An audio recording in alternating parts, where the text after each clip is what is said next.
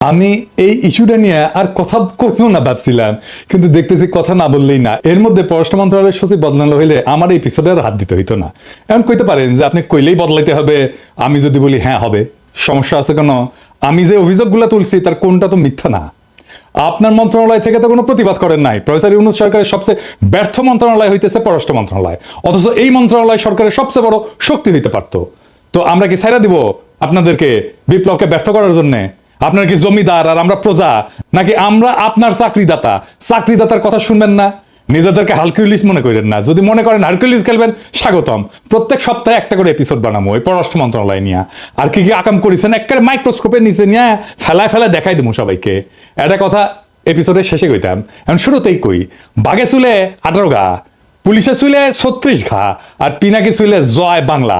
কথাটা মাথায় দেখেন, হয় তৈরি সাহেব আপনি আমারে কনভিন্স করবেন আমার তোলা অভিযোগগুলো মিথ্যা, অথবা জসিমকে পাছায় লাথি দিয়া সরাইবেন। দুয়ের মাঝে কোনো যদি কিন্তু নাই। এবার নাহিদ, তোমারে বলি, এই যে গোলাম মোর্তজারে কোন আক্কেলে ওয়াশিংটনে প্রেস মিনিস্টার বানাবার জন্য সুপারিশ করেছিল, তা আবার সিনিয়র সেক্রেটারি র্যাঙ্কে, অ্যাম্বাসাডারের র্যাঙ্কে, ওয়ারেন্ট অফ প্রেসিডেন্সের চড়া, মানে অ্যাম্বাসাডারের চাইতো সিনিয়র পোস্টে তারে প্রেস মিনিস্টার বানানো হয়েছে। মানে এই যে 15 আলো মতি রহমানের লাগে এত পিতলা খাতি তোমার এই জন্য কি? হ্যাঁ পুরে বাপরে হাতের তালি। হ্যাঁ 15 আলোর লগে লটকালটকি যে করবে না, যারাই করবে বাংলাদেশের রাজনীতিতে তারা অপ্রাসঙ্গিক হয়ে যাবে। গোলাম মোর্তজারে ওয়াশিংটন ডিসিতে পাঠানোর জন্য সুপারিশ করার নাহিদ, আমি মরে যাওয়ার আগে পর্যন্ত দোষারোপ করে যাব। এই হারামজাদা উঠি বসে মঙ্গল শোভাযাত্রা। এই যে দেখেন, বাংলাদেশকে ইসলামকে ডেমোনাইজ করার ইন্ডিয়ান কালচারাল হেজিমনির পক্ষে বয়াদ উৎপাদন করায় আমার রক্তে, আমার অশ্রু, আমার কান্না, আমার ত্যাগ, আমার লড়াইয়ের পথ মারায় হারামজাদা। এটা আমি ছাইরা দেবো, এটা আমি হবার দেবো। আওয়ামী লীগের হরতাল আর সিপিবি অফিস দখল নাকি একই জিনিস। হারামজাদা গোলাম মোর্তজা তোর বাপ সিপিবির প্রিন্সে জিগা। আমি তারে আগের রাতে কইছিলাম কিনা যে তাকে অফিসে পরদিন ঢুকুম না, যা জিগা। আমার হাত পা ধরেছিল কিনা প্রিন্স, জিজ্ঞাস কর। আগের দিন গণমিছিল বাতিল করেছে, গুতেরেস আছে সেই দিন, তাও আমি সেদিন ঢাকাত গেঞ্জাম লাগামো। তাই চাস গোলামের বাচ্চা, তোর যখন হাউস হচ্ছে কামটা করবো, শিগগিরই করবো। দায় গোলামের বাচ্চা তোর, দেখ আমি কি করতে পারি। তুই চাবরে চাকরি বিধি শেখার নাই, ওই ফেসবুকে এইগুলা লিখবার পারে চাকরি করিয়া আপনার নামে মামলা দিব। চাকরি বিধি লঙ্ঘন করার পরে ওরে কিছু না কয়, ওরে যদি না খেদাইছেন পররাষ্ট্র মন্ত্রণালয় থেকে, তাহলে কোনো খবর আছে, আপনারও খবর আছে। এই গোলাম, তুই দেশে ফিরবো না? ফিরবো তো, তোর গোয়ার মধ্যে ইন্ডিয়ান গিরিবাস কবুতর ঢুকে দেয় না, হাততালি দিব, হাততালি। আর গিরিবাস কবুতর খালি পাক মারবি তোর গোয়ার মধ্যে। খেয়াল রাখিস, হাসিনাকে আমরা শুধু খেদাই নাই, হাসিনার রাজনীতিও খেদাইছি। হাসিনা উত্তরে ইন্ডিয়ান সেকুলার অনুপ্রবেশ রাখবার পারবো না, কয়ে দিলাম। যাক তৌহিদ সাহেব, যখন জসিমেক সরাবি না, তাই জসিমেক নিয়ে সেকেন্ড ডোজ দিয়ে আসেন। অগ্নি, আমি 3রা মাস তারিখে একটা এপিসোডে হাসিনারে দালাল নিয়ে কথা কইছিলাম যে ভারতের কাছে মাথা বেচা এই পররাষ্ট্র সচিবের কিছু অপকর্ম তুলে ধরেছিলাম। আমি কইছিলাম যে কিভাবে পররাষ্ট্র মন্ত্রণালয়ে আওয়ামী পুনর্বাসনের কাজ করে চলেছে এই জসিমউদ্দিন।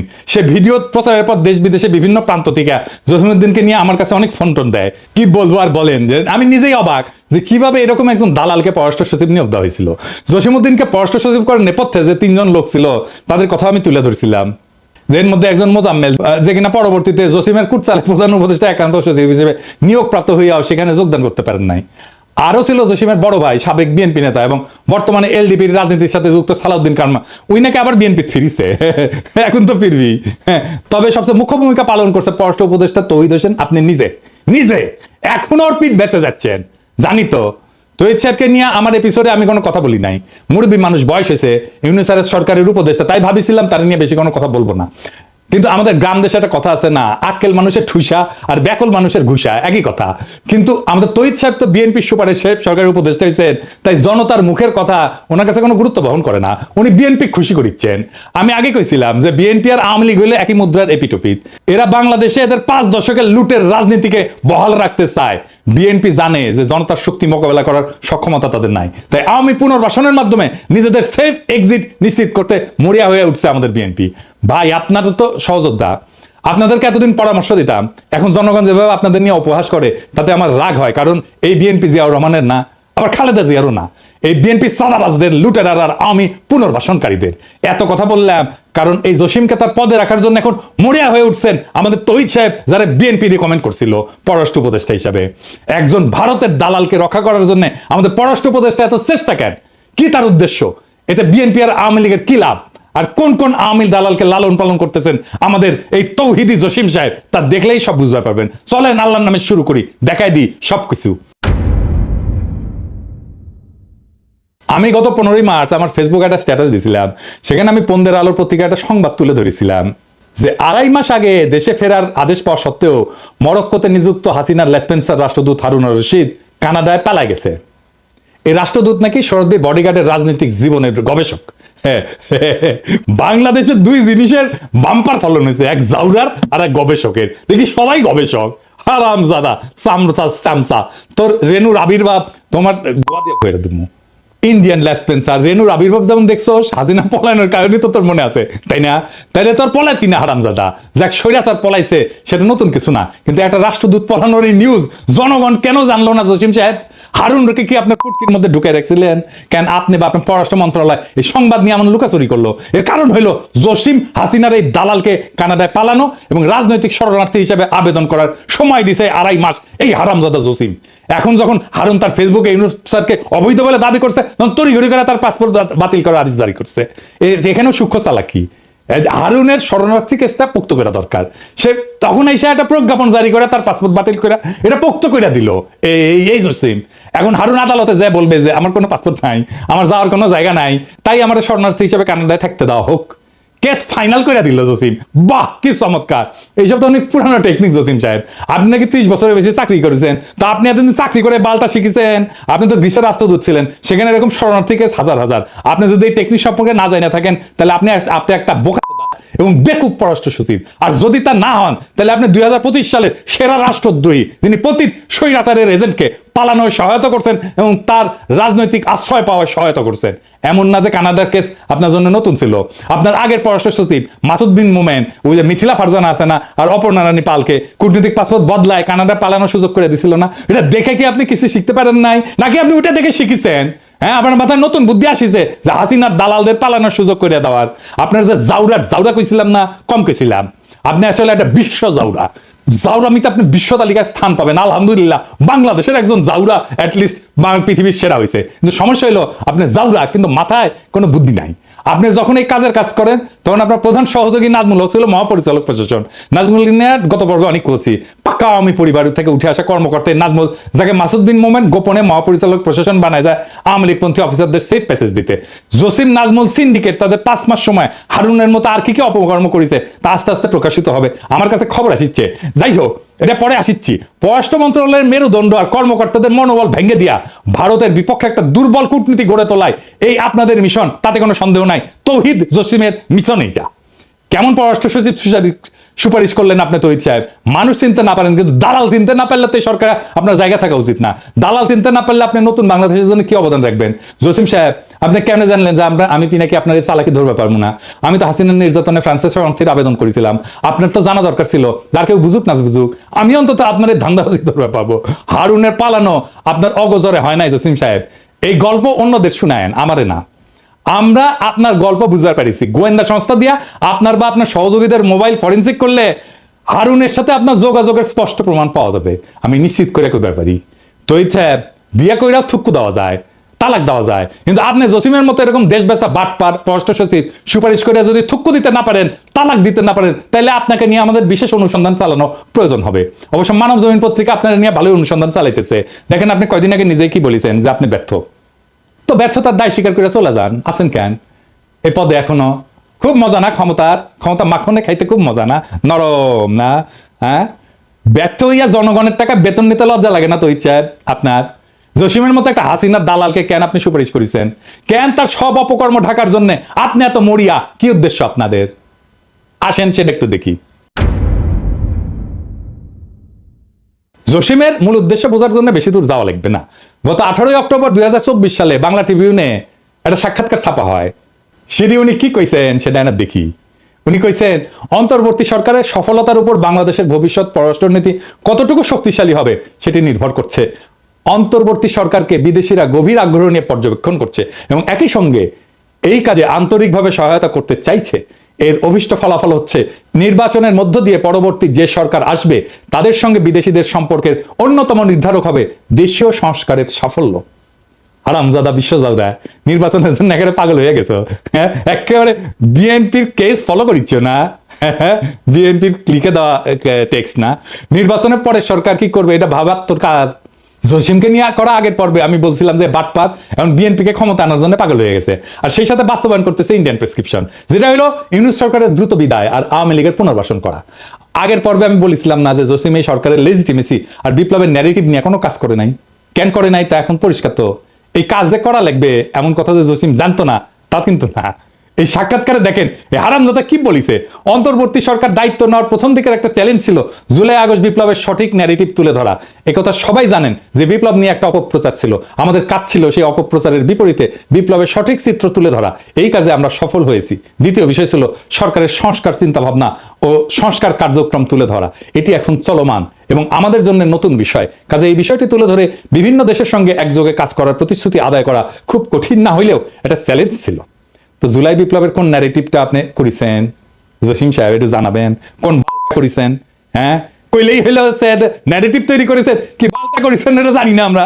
হ্যাঁ, বিভিন্ন দেশের সাথে একযোগে কাজ করার যে সম্মতি আদায়ের জন্য আপনি গেছেন সার্বিয়া, আলজেরিয়া, মিশর, এটাই না এই ভূগোল বুঝাইতেছেন। এইসব গল্প ইন্ডিয়ায় যাইয়া আপনার পলাতক ঠাকুর মা হাসিনা শুনেন।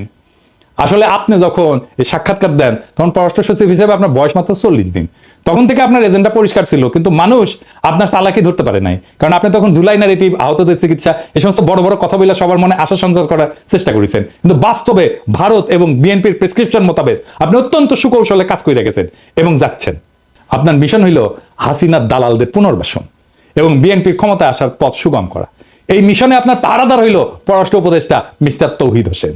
আপনারা মিলা স্বৈরাচারের যে সমস্ত দালাল পালতেছেন তার কিছু আগের পর্বে দেখাইছি, সব ইচ্ছা করে একেবারে দেখাই নাই, কারণ সব দেখাইলে নিতে পারতেন না। চলেন আপনার কিছু সহলা স্পেন্সারদের সাথে আপনার একটু পরিচয় করাই দিই। ভাবছিলাম বেশি নাম বলা লাগবে না, গতদিন দুইটা পেরেক মারিছিলাম। একটা ছিল 5ই আগস্টের আগে 2রা আগস্ট, যখন আপনি নিজের ফেসবুক প্রোফাইল পিক্সেল কালো করে লিখেছিলেন শোকাবহ আগস্ট, আবু সাইদ মুগ্ধ সহ প্রায় 1.5 সহস্রাধিক ছাত্রদের আত্মত্যাগ কি আপনার হৃদয় এতটুকু দাগ কাটে না জসিম সাহেব? বুঝলাম তখন হাসিনা পলায় নাই, কিন্তু আপনি পররাষ্ট্র সচিব হওয়ার পরে এই সরকারের সময় কিভাবে মাজেদা রফিকুন্নেসার মতো আওয়ামী লীগ প্রেসিডিয়াম কমিটির একজন সদস্যকে বঞ্চিত কর্মকর্তা হিসেবে পদোন্নতির জন্য সুপারিশ করেন। আপনাকে আহ্বান জানাইছিলাম সংবাদ সম্মেলন করার। 2 পেরেকে যেহেতু উপদেষ্টা পরিষদ জসিমকে সরান নাই, তাই আজকে আরো কিছু পেরেক মারি। 3 নাম্বার পেরেক, সৈয়দ মুনতাসির মামুন 24 ব্যাচের কর্মকর্তা, হাসিনার আমলে নিজেকে গর্বভরে ভারতের রয়ের এজেন্ট হিসেবে পরিচয় দিতেন। এই চাকরি তিনি পাইছেন তার একমাত্র বিদেশ পদায়নের সময়। সেটা কোথায়? সেটা ভারতের নয়াদিল্লি। এই কর্মকর্তা গত 4-5 বছর ধরে আইটি অনুবিভাগে প্রথমে পরিচালক পরে মহাপরিচালক ছিলেন। এই পুরা সময় তিনি অত্যন্ত দায়িত্বের সাথে A2I কে পররাষ্ট্র মন্ত্রণালয়ে অনুপ্রবেশের ব্যবস্থা করে দিয়েছেন। ইউনিফাইড ওয়েবসাইটের মাধ্যমে বস্তা পচা ডিজাইনে পররাষ্ট্র মন্ত্রণালয়ের সকল দূতাবাসের জন্য এক ধরনের ওয়েবসাইটের কাজ হাতে নেন এই মুনতাসির। তার আসল উদ্দেশ্য হইল পররাষ্ট্র মন্ত্রণালয়ের অধীনে সব দূতাবাসের তথ্য হাতায় ভারতে পাচারে সহায়তা করা। এই কাজে তাকে কারিগরি সহায়তা দিচ্ছে A2I এর পরামর্শক ফারহাদ জাহিদ শেখ। এই লোকের সম্পর্কে বেশি কিছু বলবো না, ওই দোয়া পলক আর সাইবারসোর আনিস চৌধুরীর প্রধান সহযোগী। 5ই আগস্টের পর ফরহাদ জাহিদের চাকরি গেল, মুনতাসির বহাল তবিয়তে আছে। এই মুনতাসির পররাষ্ট্র মন্ত্রণালয়ে তার সেরা ইনোভেশন করছে, তা হইল শেখ হাসিনা নিউরাল নেটওয়ার্ক নামে একটা আইটি ব্যবস্থা। বুঝি চাও? হ্যাঁ, ভালো তো, ভালো না? আপনাদের দুইজনের ছবির পাশে শেখ হাসিনার বুদ্ধির ছায়া ঘুরে বেড়াইতেছে আর আপনারা নতুন বাংলাদেশের গল্প শুনাইতেছেন। কি মজা! এই নিউরাল নেটওয়ার্কের কনসেপ্ট নোটে কার স্বাক্ষরের কথা বলা আছে? সৈয়দ মুনতাসির মামুন। জসিম সাহেব, নিজের মন্ত্রণালয়ের ওয়েবসাইট ব্যবস্থাপনাটা আপনারা দেওয়া হয় না। আপনি আসলে কি পারেন একটু বলবেন? কাজ পারেন না, মন্ত্রণালয় চালাইতে পারেন না, ওয়েবসাইট দেখেন না। আপনি কি কোটায় ডিপ্লোমেট হয়েছিলেন? আপনি কি কোটায় ডিপ্লোমেট হয়েছিলেন?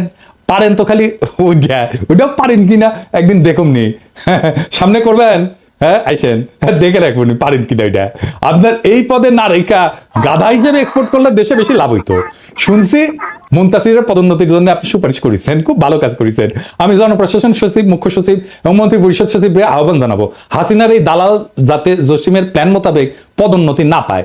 স্বঘোষিত ভারতের দালাল আর হাসিনার লেসপেন্সার যদি পদোন্নতি পায় না, তাহলে পররাষ্ট্র মন্ত্রণালয়ের বিরুদ্ধে কি করতে হবে আমাদের জানা আছে। আমাদের বাধ্য করবেন না, সাবধান করে দিলাম। হ্যাঁ, বেশি আমি সাবধান করি না, অল্প করি, করলাম। 4র্থ পেরেক, বিএম জামাল হোসেন 21 ব্যাচের গোপালী মাল। এই ব্যাচটা পুরো আওয়ামী দালালে ভরা। নাজমুল আছে এই ব্যাচেরই। তো আসেন এই বিএম জামাল নিয়ে বলি। এই জামাল হাসিনার সময় কলকাতায় উপ হাই কমিশনার ছিল। ওই সময় ভারতের রয়্যাল এজেন্টদের সাথে মিলা পশ্চিমবাংলার ভারতীয় মুসলিমদের অবৈধভাবে বাংলাদেশে পুশব্যাকে সহযোগিতা করছেন। এই যে দেখেন, কলকাতা থেকে হারবাল খাইয়া যখন এই দালাল দুবাই গেছে, তখন দেখেন সভা সেমিনারে কি বলে দেখেছেন, সে নাকি ভারতের ব্যবসা প্রসারে কাজ করেছেন। এই অনুষ্ঠানের আয়োজক ছিল মহারাষ্ট্র বিজনেস নামে ভারতীয় ব্যবসায়ীদের সংগঠন। হারামজাদা গোপালী দালাল দেশের বেতন নিয়ে ভারতের অনুষ্ঠানে যায় ভারত প্রেম হ্যাঁ মাদার তোদের মতো দালালদের থাপ্পায় থাপ্পায় পাবলিকে পররাষ্ট্র মন্ত্রণালয় থেকে কেন বাইর করে দেয় নাই, আমি এটা বুঝি না। কি জসিম খুব ভালো লাগে নাকি রে জামাল রে, নাকি জামাল গোটা খাইছো? হ্যাঁ খাইছো? এই জামাল জুলাই বিপ্লবের সময় দুবাই পুলিশে অভিযোগ কইরা 57 জন প্রবাসীকে পুলিশ দিয়ে গ্রেপ্তার করায়। জামালের বিরুদ্ধে প্রবাসীরা অভিযোগ জানায় আমাদের প্রবাসী কল্যাণ উপদেষ্টা আসিফ নজরুলের কাছে।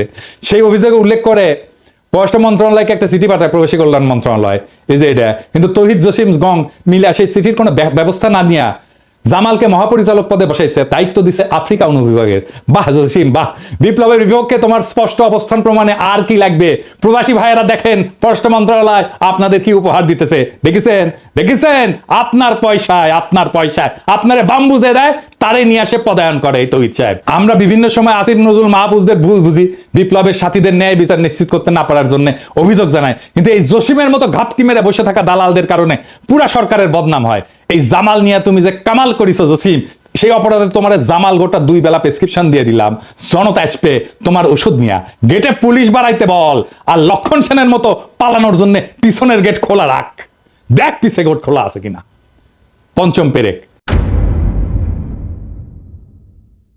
সারোয়ার আলম 31 ব্যাচের কোটার মাল, বাড়ি কুড়িগ্রাম, আমার বাড়ির পাশে, পরিচয় সাবেক ছাত্রলীগ। এখানে শেষ না, এই লীগের প্রোডাক্ট পররাষ্ট্র মন্ত্রণালয় থেকে স্টেশনে হাসিনার সহকারী প্রেস সচিব হয়েছিল। সাধারণত প্রেস উইং এ পেশাদার সাংবাদিক আর বিসিএস এর তথ্য কেন্দ্রের কর্মকর্তা পদায়ন করা হইল। সারোয়ার হইল আওয়ামী বিশেষ কোটায় পদায়িত কর্মকর্তা। শোনা যায় এলাকায় নাকি 2029 সালে নির্বাচন করার প্রস্তুতি নিচ্ছিল। আমি খোঁজ নিছি, কথা সত্য। কিন্তু হাসিনা যখন পলাইছে তখন তো সারোয়ার পলাইতে পারে নাই। সে পররাষ্ট্র মন্ত্রণালয়ে যোগদান করতে আসলে তাকে তো বরখাস্ত করে পুলিশে দেওয়ার কথা ছিল। কিন্তু আমাদের হারকিউলিস জসিম সাহেব এই সারোয়ারকে পরিচালক পদে পদোন্নতি দিয়া পররাষ্ট্র মন্ত্রণালয়ে সসম্মানে যোগদান করায়। কি আর বলবো, এভাবেই চলিতেছে আমাদের পররাষ্ট্র মন্ত্রণালয়। শেষ কথা গত পর্বেই কইছি, জসিমকে জয় বাংলা করতে হবে, এর কোনো বিকল্প নাই। আমি ইউনিস স্যার আর পুরো উপদেষ্টা পরিষদকে আহ্বান জানাইতেছি, জসিমকে পররাষ্ট্র সচিব পদ থেকে অপসারণ করে ডিবি অথবা ডিজিএফআই হস্তান্তর করেন, ওর মোটিভ অনুসন্ধান করেন, ওর মোবাইল ফরেন্সিক করেন, ব্যাংক হিসাব নেন, পুরা পরিবারের দুদককে বলেন সবকিছু দেখতে। আওয়ামী লীগের দালালদের পুনর্বাসন কইরা আর হাসিনার লেসপেন্সারদের বিদেশে পলায়ন, পদোন্নতি থেকে শুরু কইরা যেসব কাজ এই জসিম করিছে, তাতে এই জনগণের ট্যাক্সের টাকায় ভাত খাওয়ার আর কোন সুযোগ তার জন্য নাই। এই ভারতের দালাল, এই ভারতের প্রেসক্রিপশনে চলে, প্রত্যেকদিন সে ইন্ডিয়ার সাথে কথা বলে। আপনি খোঁজ নিয়ে দেখেন। স্যার জসিম জান আপনার সাথে চীন সফরে না যায়। চীন সফরে পররাষ্ট্র মন্ত্রণালয়ে যত কর্মকর্তা যাবে প্রত্যেকের বিষয়ে অনুসন্ধান চালাবেন। জসিমের কোনো বিশ্বাস নাই, সে হাসিনার চীন সফরের কথা জানে, সব কথা জানে। চীন সফর থেকে ফিরে আসা এই কথা যে ভারতের কাছে পাচার হবে তার কর্মকাণ্ড থেকে নিশ্চিত হওয়া যায়। ওই সব কিছু কয়ে দিবে যে কি কি করেছেন আপনি। আর এত কিছুর পরে যদি আপনারা জসিমকে সরাইতে না পারেন, তাহলে আমার অনুরোধ, যে সমস্ত আওয়ামী লীগের কর্মকর্তাদের আপনারা চাকরি থেকে বরখাস্ত করেছেন, বাধ্যতামূলক অবসর দিচ্ছেন, তাদের চাকরি ফিরিয়ে দেন। জসিম নাজমুল গঙের মতো আওয়ামী দালালদের শপথে রেখা অন্য ক্যাডারের আওয়ামী দালালদের চাকরি থেকে অপসারণ করলে তাদের প্রতি বৈষম্য করা হবে। তা আমরা তো এত বৈষম্যের বিরুদ্ধে এত রক্ত দিলাম, এত প্রাণ দিলাম। যদি জসিম বাংলাদেশে পররাষ্ট্র সচিব থাকে, তাহলে সব আওয়ামী লেসপেন্সারদের দেশে নিয়ে আসেন, জনতা তখন তার বকে আদায় করে নেবে। জসিমের মতো ভারত, হাসিনা, শেখ পরিবার আর আওয়ামী লীগের কোনো দালাল যদি তার দালালি চালায় যায়, তাহলে এই নতুন বাংলাদেশে তার আর কোনো জায়গা নেই। পররাষ্ট্র সচিব যদি জসিম থাকে, তাহলে এর থেকে এই সরকারের আর লজ্জার কিছু থাকতে পারে না। জনতার টাকায় জসিমের আর বেতন হবে না, জনতার সাথে আর কোনো প্রতারণা না। আর ছাত্র জনতার সাথে প্রতারণা করে জসিম যদি পররাষ্ট্র সচিব থাকে, তাহলে বিপ্লবের পক্ষে পররাষ্ট্র উপদেষ্টার কি অবস্থান তা জনগণ বুঝে নেবে। আমার চাওয়া সামান্য, জসিম রে খেলাইবেন তো ইচ্ছা। এই ডোজে যদি কাম না হয়, পররাষ্ট্র মন্ত্রণালয় আমি ঘেরাও করাবো, একজন একজন করে ধইরা এইভাবে জয় বাংলা করতে থাকবো। পররাষ্ট্র মন্ত্রণালয়ে বাংলাদেশে ভিলেন বানায় দেবো। প্রেস সচিব শফিক ওরে দেখে শেখেন। গ্রামে গিয়েছিলাম, আমাকে একজন ভাই আপনাকে কিন্তু এই গণশত্রু বলেছেন। গ্রামের একটা লোক, ফার্মার, খুব শিক্ষিত না, উনি জেনে গেছেন যে আমি একজন গণশত্রু। ওরে কি করেছিলাম, মাটি ধুতে দিছিলাম একেবারে, ওরে মাপ করেছি, ওরে কোনটি টেনে নামাছিলাম দেখেছিলেন তো, ওরে মাপ দিছি তো সাহেব, আপনি মাপ পাবেন না। আসেন খেলা হবে, জনগণ বনাম কায়নি আমলা ভারতের দালালেরা, দেখি কার দম বেশি। ইনকিলাব জিন্দাবাদ। আসসালামু আলাইকুম প্রিয় দর্শক, কথা বলেন আমাদের সবার পরিচিত প্রিয় মুখ ডক্টর পিনাকি ভট্টাচার্য। প্রিয় দর্শক, কেমন লাগলো অবশ্যই কমেন্টে জানাবেন। বাংলাদেশের বর্তমান বিষয় নিয়ে আলোচনা করলেন, সমালোচনা করলেন। আপনি যে মন্তব্য কমেন্টে জানাবেন। সবাই ভালো থাকবেন, সুস্থ থাকবেন। আসসালামু আলাইকুম।